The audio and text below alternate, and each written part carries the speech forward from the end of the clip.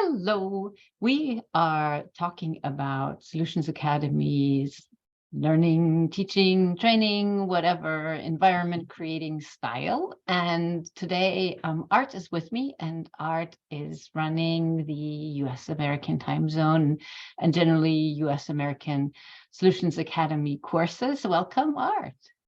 Well, thank you, Kirsten. It's nice to be here. Happy Tuesday to you. And happy whatever day you're watching this to everybody else. Indeed, yes.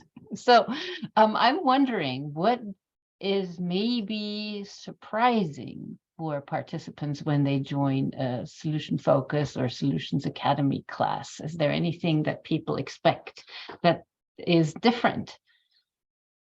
That's a great question. What I've gotten some of is, hey, don't you just tell me the answers to my questions?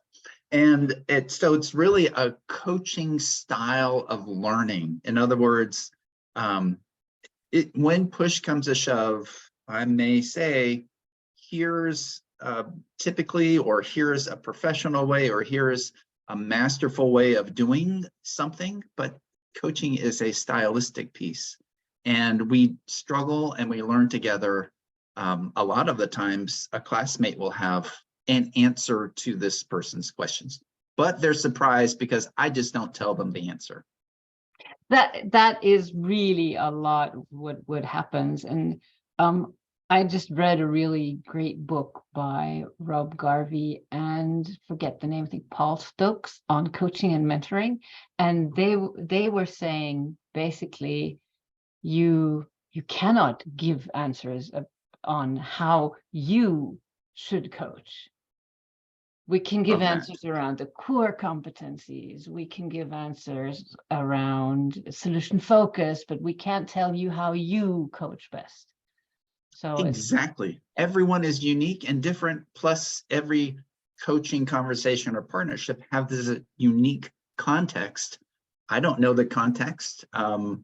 And so everyone is unique. So I love that piece. I'm going to write that book title down after we get off here. Yeah, brilliant book. And what do you as a trainer enjoy when you're training beginning, middle, and masterful coaches? Yeah, so that's fun. It's neat. So getting to know the people, getting to know the reasons about why they want to be a coach, their backgrounds, and everyone is unique and different. And some come in with a wealth of knowledge in the corporate setting, say, and I do this coaching. Well, is it really coaching in that corporate setting? I do some life coaching. I have those people coming in, and I have people from backgrounds of counseling. And so getting to know where everyone is and helping them kind of learn, grow, and work together to get better at their craft. That's the fun piece, is helping them engage with each other and getting better together.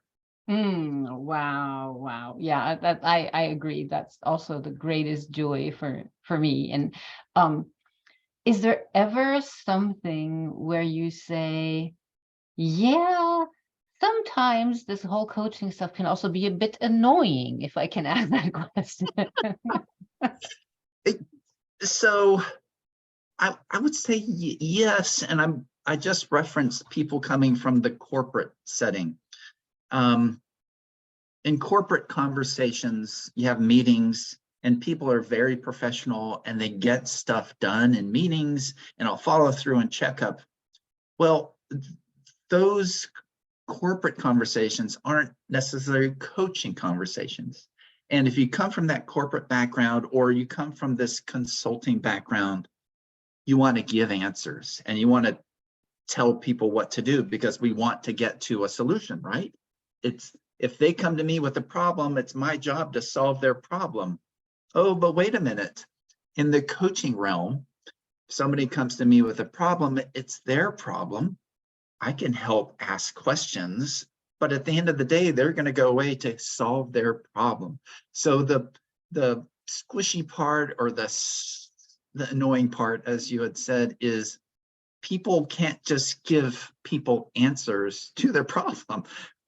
And so like breaking that habit or saying, oh, I have corporate conversations. This is different. This is a coaching conversation. I need to show up differently.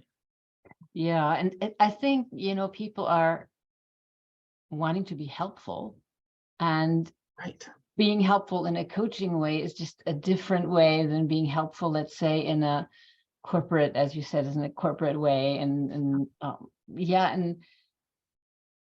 it's, I always say never stop doing what works. But if what Makes you are sense. doing is not coaching and you're trying to learn Right. coaching, then you have Yeah. to stop doing something.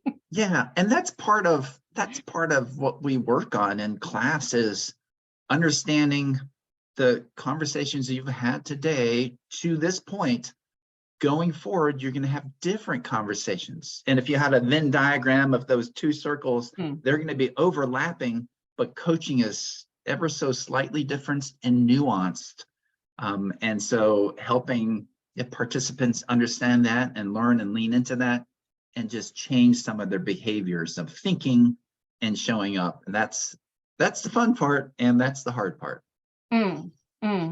Is there anything that you appreciate especially about the solution-focused approach? Oh, absolutely. And this was something I have struggled with when I was first introduced to it 12 years ago now, and understanding that, like, I have an IT background, 25 years in the IT space. My first question to somebody, what's the problem? What problem are you trying to solve?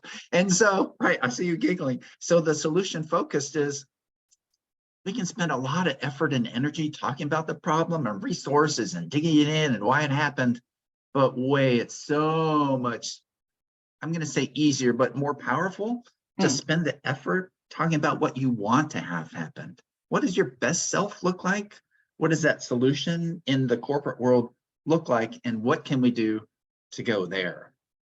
And the piece that I'm still grappling with a little bit, and people like look at me when I say it, sometimes this solution piece doesn't have anything to do with the problem. And that's really, really very interesting. And I'm still sitting with that some. So that's the fun piece about the solution-focused approach. And it's so surprising. All these Right? stories, when you're thinking the problem is this, well, you know that the problem is this. Yeah. And then you make this jump over the problem and think what you want instead. And you go like, what? And there's so many stories. Yeah, the other piece is of the solution focused approach, and I've had other coaches with other approaches.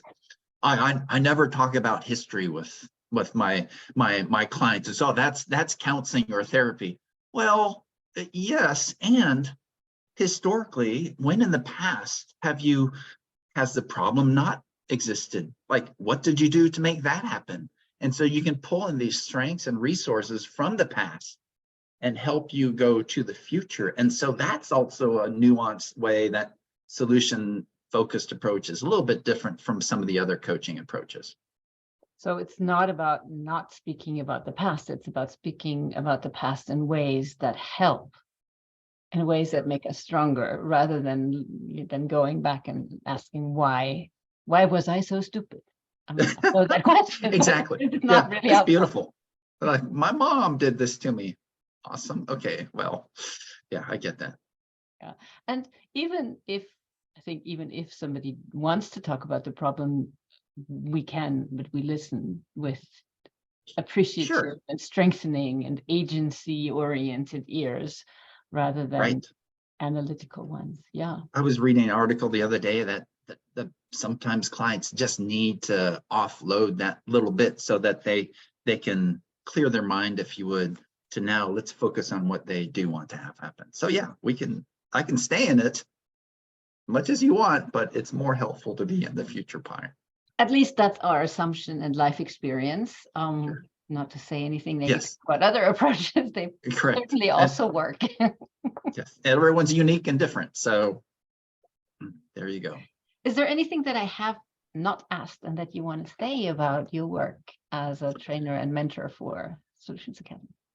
So I love the work. I identify as a teacher coach by personality. The classes aren't necessarily easy. You're going to get out of it what you put into it. And this is not my overarching goal, but you got to have some struggle with it. And if you're struggling in class with a concept, or how does this core competency show up? How do I do that? Oh, I can't do it well. Like, you're supposed to struggle. And when you sign up for our classes, struggling is part of the growth. If it was easy, everyone could do it. This is not infotainment. This is, or edutainment. This is education, and it takes effort and energy. And that's what I love about the work. Because once you get through the struggle, wow, you've learned it and you've assimilated, and you're a great coach. And you are doing it naturally without like tick boxing. Correct. Yeah, without, here's my checkbox of the questions I need to ask. Well, like, Yeah, okay. yeah, I suppose you could do that once or twice, but everyone's unique. Every situation is different. You can't just ask the same questions. Well, if it was tick boxing, we could go to Chat GPT, it's called, Exactly. and get coached by that. Yes, because that's fun, right? we have to try this out. Anyway. Indeed. So thank you so much, Art. And yeah, if you have any questions about our classes in the US time zones or any other classes, go to www.solutionsacademy.com. Come to one of our free meetup and exchanges. They run every week, I think twice a month in American-friendly time zones, or book an info call with one of our trainers. Yeah. And if you want to reach Art, art@solutionsacademy.com. Yes. And if you want to reach me, Kirsten@solutionsacademy.com. So Thank see you you all. Bye-bye.